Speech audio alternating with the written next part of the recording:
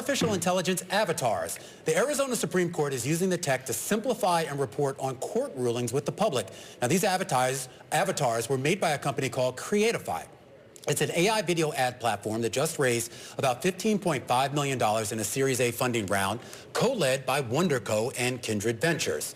Pleased to say, joining us now to discuss that is Jeffrey Katzenberg, founding partner at WonderCo, and Yinan, the co-founder and CEO of Creatify. Welcome to both of you. Great to see you, Jeffrey. And Yinan, I want to start with you, because I'm absolutely fascinated by what you're doing. When somebody told me about Creatify, my first thought was, why would I need this? Is this for playing games? And someone pointed out this Supreme Court, the Arizona Supreme Court, using this as a way to sort of explain these rulings, explain what's on the public docket. Can you just explain to me how you came up with this idea, and did you expect it to be used in that type of application? Thanks for having me. So we started this idea from my experience working at Snapchat. I helped build a Snapchat's video platform called Spotlight. So we realized there's a tremendous demand for this short-form video era, right? Like there's all the advertisers want to run on ads with the short-form video platform format. And so we inspire us to create this idea to use AI to radically make the video creation easier. And to be honest, we didn't expect the use case you just described, but we are actually applying our video technology to different use cases, right? Starting from advertising, now we are seeing new use case like what you just mentioned. And it's very fascinating to us. So, Jeffrey, I am curious as to how you came about this. Of course, you've been investing in a lot of companies in the entertainment and the tech space, and it's all kind of course, we now see this is all kind of merged together. Calling it tech media is kind of moot at this point. When you came across what Yinan was doing, what was it about it that made you take interest? Well, I think a couple things. So one, storytelling tools have always evolved, and I've always been looking for whatever the best tools are to put in the hands of storytellers. And great technology turns storytelling into really a creative and a business success, which is in fact what Creatify does. The thing I keep coming back to and just feel so strongly about is the human touch is everything. AI, it follows vision, direction, and feedback. And so Creatify isn't replacing the marketers, it's actually amplifying them. Does it worry you, Jeffrey, that at some point it's going to just take away jobs on the creative front? I mean, I know this is just one slice, and it's not necessarily like writing or directing a movie, but you could see how we'd get there.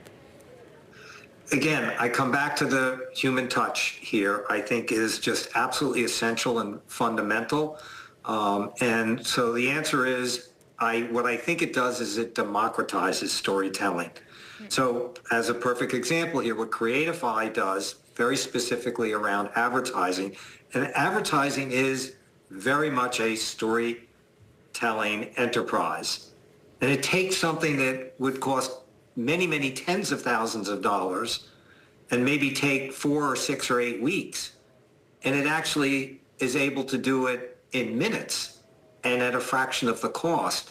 And so what that means is that you have the best tools in the hands of more people than ever before. And out of that is going to come great work, great creativity, and I think ultimately business success. Yinan, Jeffrey brings in that human touch element, which always raises the question of the inputs, right? Like the LLMs, the large language models, where you're getting the source from to then fuel the AI and the copyright issues surrounding that. How are you guys thinking about it? So we actually take a lot of data from the brand itself, and we augment it using our AI. So the way it works is we will take the information from the brand and we'll ingest into our video generation model. And our video generator be able to analyze all the information and be able to generate very personalized, tailor-made advertising content for each brand. And we take data privacy and trust and safety very seriously, and we have very strict content moderation rules to make sure all the data are used properly.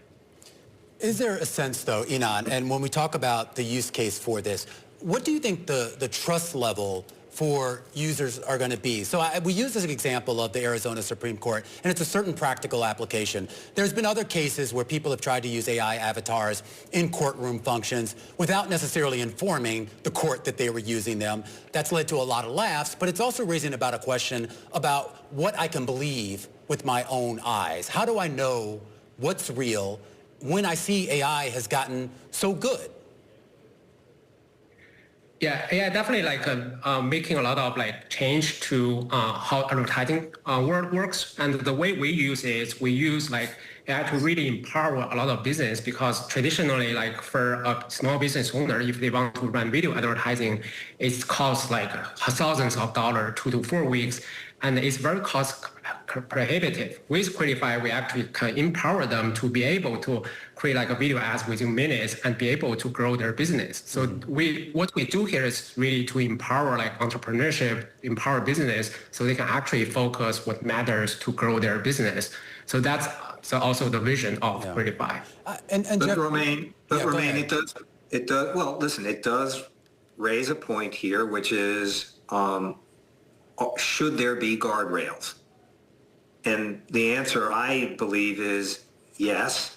But of something that is so young and is evolving so quickly, the balance here is between extraordinary speed of innovation and protection. And whether it's protection around copyright or it's protection around truth and fact. These are super important issues, and I don't know that we have the answers yet, but clearly there need to be some guardrails. I want to, let me go in the creative space, particularly given your background, Jeffrey, obviously founding DreamWorks and your time as chairman of Disney Studios back in the day, kind of when movies were made still the old-fashioned way. And we've seen the evolution of technology and now artificial intelligence in movie making as well. There was recently an interesting use case, particularly in the latest release of Fortnite, and the use of AI with some of the voices in there.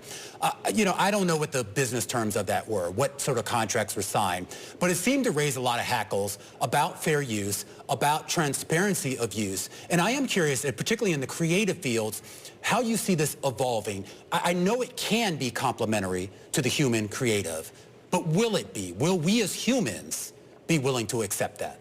Well, that's on us. I mean, I would say to you, yes. And it's interesting because if you go back and you look at how, the evolution of these, tools, you look at animation going from a 2D business into, a CG business, hand-drawn into state-of-the-art computer animation, was an amazing disruption. And yet animation today is bigger than it's ever been. And there are more people employed working in it than ever before. The jobs, some of which have been reinvented, some of which are new, some of which have gone away. But it has absolutely been a tremendous positive impact on the business. And so I look at what's happening today. I don't think this is an evolutionary moment. It's a revolutionary moment. It's impossible to see these incredible new releases, whether it's VO3 coming out of Google or the things that we are seeing coming out of OpenAI and Anthropic. And it is breathtaking. It's happening so fast that I think there is anxiety of, can we keep up with this? Can we manage it in a productive way and one that protects, creative rights and all of the things that surround that. Well, Jeffrey, to that point, no one would have seen this evolution coming in Hollywood, for example, right? It's been quite a ride. And COVID totally disrupted the industry also, so you got to add that on to it. Fast forward for me 5 years. What does Hollywood and the movie industry look like? In the AI world and in reality? We're all going to be watching bots on YouTube? What is it? I think it's many things is the answer to that, Alex. I don't think it is just going to be one size, fits all here. Do I think there are going to be movies and movie experiences? Absolutely. From anybody that went to the movie theaters this past weekend, the biggest, Memorial weekend in the history of the business, with two incredible movies. Yes, there's a future for that. People love that communal experience. On the other end of it, you see TikTok, and you see what creators are doing today, and YouTube has never ever been bigger than it is right now. And so I'm very optimistic. I do think there are new forms of storytelling of which these tools are going to be accelerants to that, if not catalysts to them occurring. I don't believe it's the end of Hollywood, not even a little bit. I think probably just the opposite. Will it function in the way that it has in the past? Absolutely not. At the Walt Disney Studio, we had 130,000 frames of film, every single one of which was drawn by hand with a pencil, and then inked and painted by hand. And then Toy Story comes along, changes everything. And the outcome of it ultimately was great success for Hollywood, for storytelling, for creators, for business. As long as we all know that we still need financial anchors on television, that's the important part. We never want to lose that. Yinan, that's existential. It's not essential. It's existential. That's right. There you go. Thank you, Jeffrey. I appreciate that backup. As long as they have good skin care, which I learned about while we were waiting for you, I think that's an important perk that needs to go with the job. I think it's important. I think there should be a budget for that. Yinan, to put this into perspective, talking about utilizing AI in many different forms, it's a yes and, it's not an or. Who are some of your customers right now? What kind of brands use your product, and how are they using it?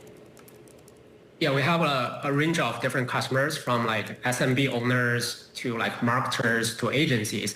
And recently we also got amazing traction from like very big brands like Alibaba, like Zongpert, like Hotspot, using our tools. So really like serving them with their marketing needs, and also all their performance marketing team are using our tools. And how do you expect that to grow? Like, what other kind of brands are you targeting, and what's your pitch to them?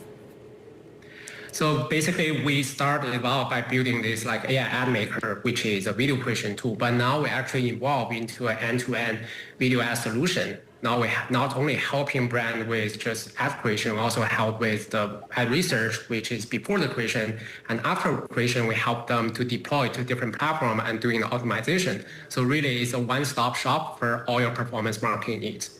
So Yinan, just tell us here, I'm going to give you the final word here. Where does this go next? I don't mean just for Creatify, but overall. You've built something cool, you've raised some good money. Obviously, you got a long way to go to sort of get up to the heights that we've seen with other companies in this space. But when you look at the foundation that you have, you look at the adoption of AI and AI-adjacent technology, what do you see as the future?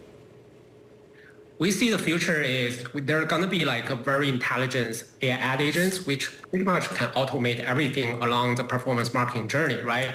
You can think of like the best teammates who specialize in paid ads can take care of everything from like the inspiration to the creation to the delivery and the final optimization, and they can do it continuously. So really, we're gonna free like marketers, like brands from like the manual, tedious work, and let them to focus more higher order tasks, right? Doing the designing, messaging, or grow their business. I think that's the vision we are envisioning at Creatify.